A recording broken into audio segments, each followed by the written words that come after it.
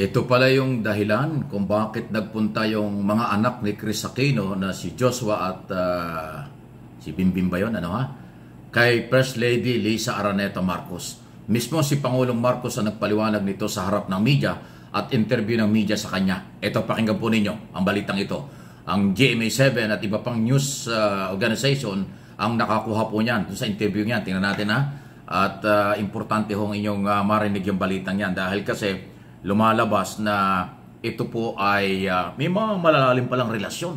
Ngayon din lang natin nalaman ganun palang kalalim ang relasyon ng mga Aquino at Cuangco kay First Lady Lisa Araneta Marcos. Ng mga Marcos? Ayan na, pakinggan po nyo ito. Pamangkin pala eh. Ayan o. The reason na pinuntahan nila si First Lady ay simple lamang. Mismong si Pangulong Bongbong Marcos na ang nagpaliwanag sa kung bakit binisita si First Lady Liza Araneta Marcos nina Josh at Bimbi Aquino, anak ni Chris Aquino. Iba-iba ang reaksyon sa post ng unang ginang kahapon, lalo't kilalang politikal na magkaribal ang biyanan ng unang ginang na si dating Pangulong Ferdinand Marcos Sr. at ang lolo nina Bimbi na si dating Senador Ninoy Aquino. Pero sabi ng Pangulo, ang hindi madalas na nababanggit ay ang relasyon nina Bimbi sa kanyang asawa. Lisa is their aunt. Dahil ang kanyang auntie ay napangasawa si Don Pepe na the eldest brother of Cory. So they're related. Kaya't hindi naman nakakapagtaka. Kilalang-kilala niya yung mga pamangkin niya very well. Ang natukoy ng Pangulo na Don Pepe ay tiyuhin ni Chris na si Don Pedro Cojuangco na napangasawa ni Sari Cacho Cojuangco na kapatid naman ng ina ni First Lady Liza na si Maria Milagros Cacho Araneta. I think it was Chris Aquino who needed some assistance for something. It was just to help them for their travel arrangements. So tumulong si First Lady at yun lang, papasalamat sila. And so I think it was a very fine gesture on the part of the Aquino family. I think it sort of, I suppose, put a little more, how do you say, personal, a human interaction between our families. Hindi rin ito ang unang interaction. Yung pala yun eh. So, nakita na, kaya naman pala, ganda-ganda ng ngiti, di ba? Ayan, di ba? Pakita ko na sa inyo kahapon. O, ulitin natin. Kaya pala, ang ganda ng, yun pala, magkakadugo. Mag-anak pala. Kita mo yung ngiti ni, hindi ngiti yung kay Joshua, talagang Tsaka si Bimbe, tsaka si First Lady. Nakayelo pa si First Lady. Kaya naman pala ganyan, pamangkin pala yan. So, ngayon lang natin na-discover So, walang political issue. Pamangkin ni First Lady Marcos, Lisa Araneta Marcos, etong mga anak, itong si Chris Aquino, at yung siyempre yung mga anak. Ayun pala yun. Matinding relasyon, Kaya, huwag na tayong magtaka. Kung biglang magkaroon talaga ng national reconciliation. At yung, kung hindi ko alam kung anong detalye, dinigit ng Pangulo, parang nahingi daw ng assistance, ng tulong si Chris. Dahil nga, ang dinig ko rin kahapon dyan, may balak na yata umuwi, baka gumagaling na. Sana talagang gumaling na si Chris Aquino, kawawa naman, yan ang haligi ng pelikulang Pilipino, nagkasakit po ng ilang taon na.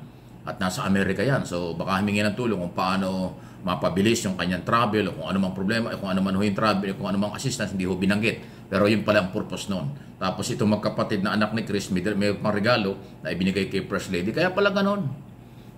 Siguro kung bakit nakayelo si First Lady, hindi natin alam. Baka naman natapat lang, damit lang yun Baka natapat lang na siya'y nakayelo, tapos nga yung pagdating ng apo. Ano ba tawag yan? Tama, apo ni Cory Aquino. Dahil anak ni Chris. Apo ni dating Senador Benigno Aquino Jr. Yan. Pamangkin ni dating Senador na dating Pangulong Noynoy Aquino. Ayan po. Ganun palang kalalim. Yung nakakatandang kapatid ni Cory Aquino, ay nakapangasawa ng lahi naman ni First Lady. Kaya ganon, pamangkin niya. Ayun, palang ibang relasyon. Ayos, di ba? Ganon palang kalalim sila. Kaya pala kung mapapansin ninyo, kung hindi nyo mapapansin at mapapansin na rin nyo ngayon, lately o kahit nung from day one, wala silang nadinig, walang sinabi ang mga Marcos o lalo na si First Lady tungkol sa mga Aquino, sa mga Cuangco Aquino. Yung pala meron silang ganyang klaseng. Kita mo talaga ang buhay, Parang pagdating sa politika nung araw, talagang matindi yung labanan. Pero yung pala bandang huli, teka muna, magkakadugo rin pala ito, magkakamag-anak din pala ito. Yung pagiging kamag-anak, hindi naman pwedeng basta-basta itatakwil yun, ibabaliwala, tayong magagawa. So inamin na ng Pangulo na kilalang-kilala ni First Lady yung mga anak ni Chris at saka yung mga Cuangco at Aquino. O lalo na yung Cuangco kasi nga, yun, ganun pala ang sitwasyon. Ayun. So, ewan ko kung paano pa ninyo aangguluhan yan. Ha? Pag yan na intriga pa na politika, mukhang malabo. Hindi ho, wala akong kulay politika. Yung relasyon na established na. Hindi ito pamumulitika. At yung ginawa naman ni Chris Aquino at ng kanyang mga anak, hindi po masama yun. Kasi si Chris Aquino, hindi naman politiko na. Wala na siya ngay may sakit at nagpapagaling sa Amerika ng ilang taon na.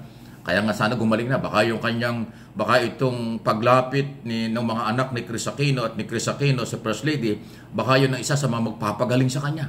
Alam niyo, ang taong may sakit, talagang lahat ng paraan, gusto niyang gumaling. Lahat ng kaya niyang gagawin niya para sa kanyang kalusugan at ang kanyang pamilya. So, yung ginawa ni Chris Aquino, na lumantad na at nakilala ngayon ng publiko kung sila pala malapit kay First Lady, hindi po masama yun. Huwag niyong mamasamain yun. Ha? Dahil ang tunay na kamag-anak at kadugo, kailanman kaduguit kamag-anak pa rin yan. Lalo na ho sa pagdating ng panahon na may pangangailangan. At sa puntong ito, sa aking tingin at opinion dito, nagkaroon ng pangangailangan si Chris Aquino dahil nga siya ay may kailangan para yung kanyang pag-travel dito. Kung ano man yun, hindi naibigay in detalye. Kaya naging tuloy yung kanyang anak at ngayon nakilala natin. Gano'n na palang kalalim ang relasyon. So, sana po ay lalo pang maging maganda ang relasyon na yan. Dahil yan ay para sa kailang pamilya at kung ano man pa ang magiging positibong epekto niyan, yun ang sana'y mangibabaw. Yung mga intrigador, sa bagay yung mga piklawan-dilawan, wala. Tuwan-tuwa pa nga yan. Yung mga piklawan-dilawan Liberal Party, pabor yan kasi tinulungan ng gobyerno yung kalagayan ni Chris Aquino.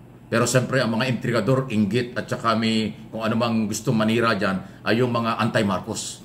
Yung mga galit sa Marcos. Inaangguluhan nila yan. Ang mga Marcos, kakampi na ng dilawan, ang mga Marcos, ganito-ganito na. Kasi ganun sila eh. Pero sa mga majority ng Pilipino, matitinong Pilipino, maka Marcos, or maka Liberal Party, o maka Aquino, Cuangco, positive po yung nangyari niyan. Baka yan na nga yung maging daan ng national reconciliation ng malaking pamilyang yan.